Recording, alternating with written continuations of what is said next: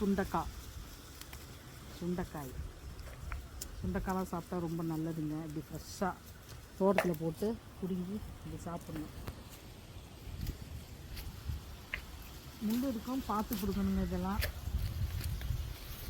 பாருங்க, காய் பாருங்க எவ்வளோ காய். அங்கே பாருங்க என் பேரனை பாருங்க, என் பேரனை பாருங்க எப்படி பிடிங்கி போடுறான்னு பாருங்க.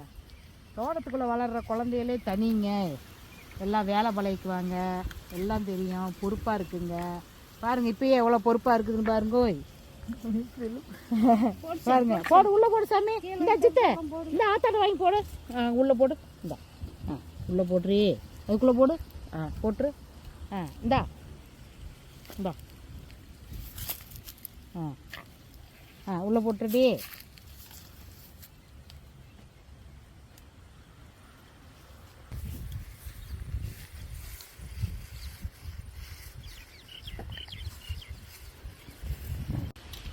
பாருங்க மருமை அப்படியே கொத்தோட அவளாட்டே இருக்குங்க. சவசவன்னு அவளும் சவசவன் இருக்கா, அதுவும் சவச்சவன் இருக்குங்கோய். ட்ரெஸ்ஸு கிஸ்ஸு எல்லாமே மேட்சாக இருக்குங்கோய்.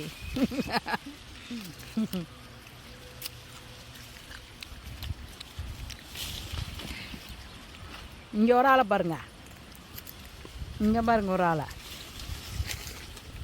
இங்கே பாருங்க ஒன்றை பொறுக்கிக்கிட்டு காட்டுக்குள்ளே அலையுது பாருங்க.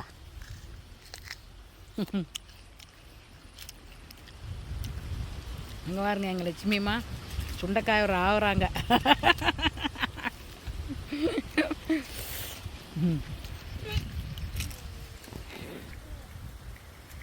நான் தெரியுறேண்ணா அப்படியே பிடிங்க, அப்படியே காக்கா.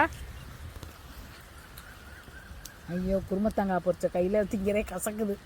குருமத்தாங்காய் பொரிச்சிருக்கானுங்க, காட்டுறேன். குருமத்தாங்காய் பொரிச்சிருக்கேன், காட்டுறேன். அதை அது இன்னும் காட்டுக்குள்ளே நிறையா இருக்குதுங்க. அது வத்தல் போட்டால் சூப்பராக இருக்குங்க, அதை காட்டுறேன். அது சுகருக்கெலாம் நல்லதுங்க.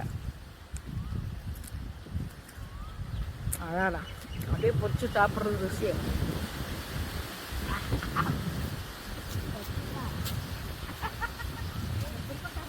கையோட ஒரு பழத்தை